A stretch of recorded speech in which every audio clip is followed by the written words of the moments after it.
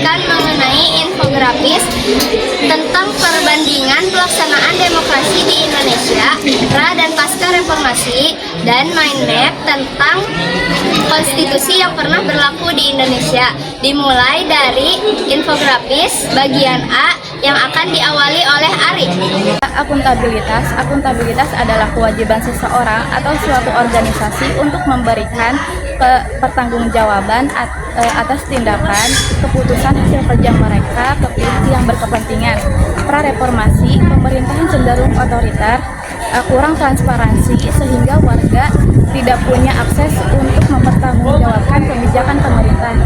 Sedangkan pasca reformasi, meningkatnya transparansi dan akuntabilitas pemerintah dan munculnya lembaga pengawas serta partisipasi publik yang sangat luas.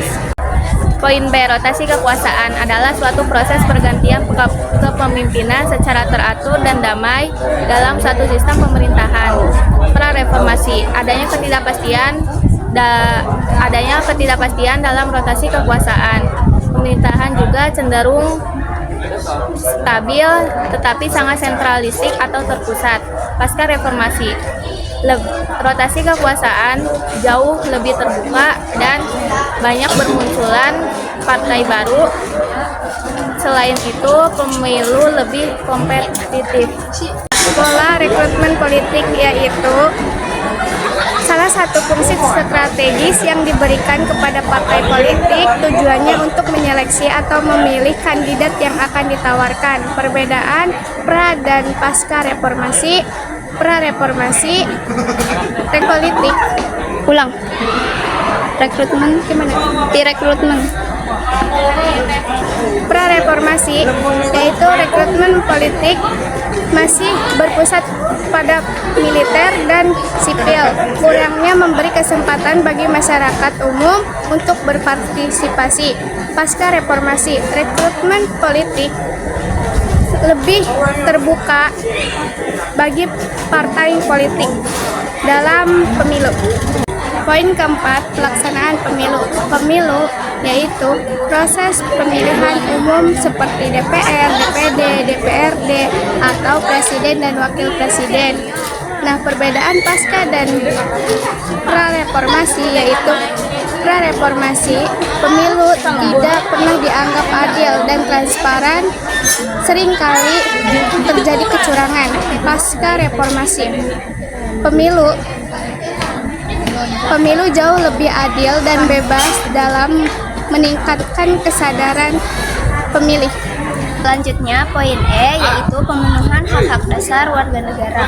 Pemenuhan hak-hak dasar warga negara adalah upaya negara untuk memastikan setiap warganya mendapatkan hak-hak yang dijamin oleh hukum dan konstitusi.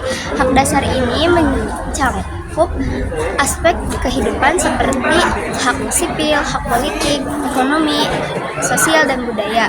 Perbedaan pemenuhan hak-hak dasar warga negara pra dan pasca reformasi. Pada pra-reformasi, adanya pelanggaran hak asasi manusia dan adanya pelanggaran kesadaran kebebasan berpendapat dan waktu untuk berkumpul lebih terbatas.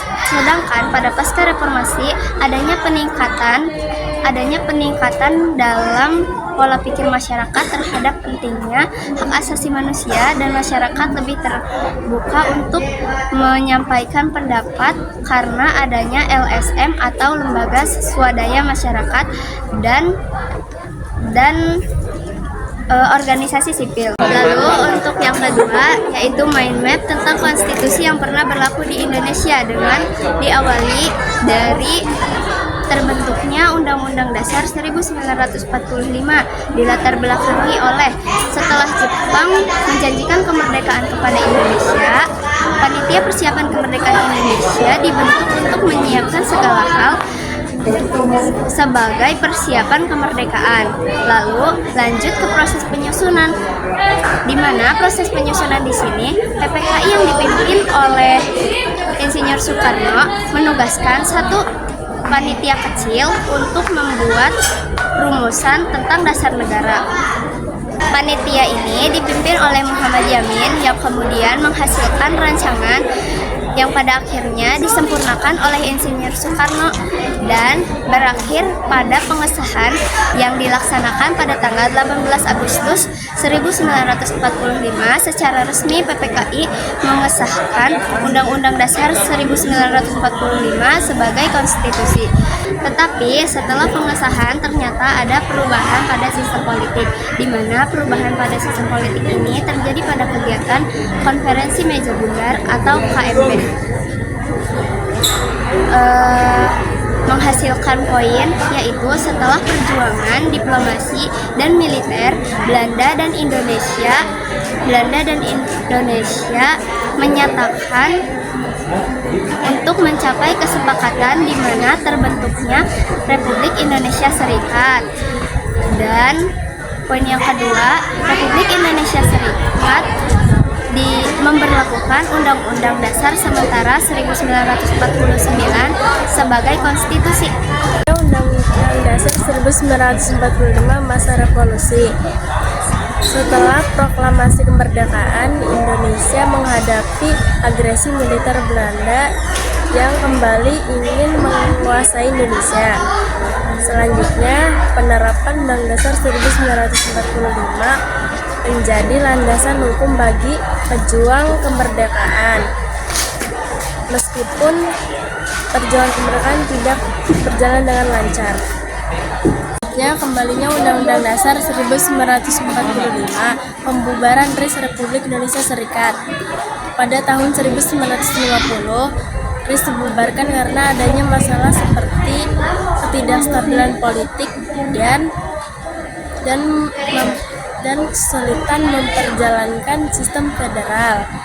Selanjutnya, pada tanggal 17 Agustus 1950, Indonesia kembali ke sistem kesatuan dan Undang-Undang Dasar 1945 kembali diberlakukan. Sekian presentasi dari kelompok kami. Mohon maaf bila ada kesalahan.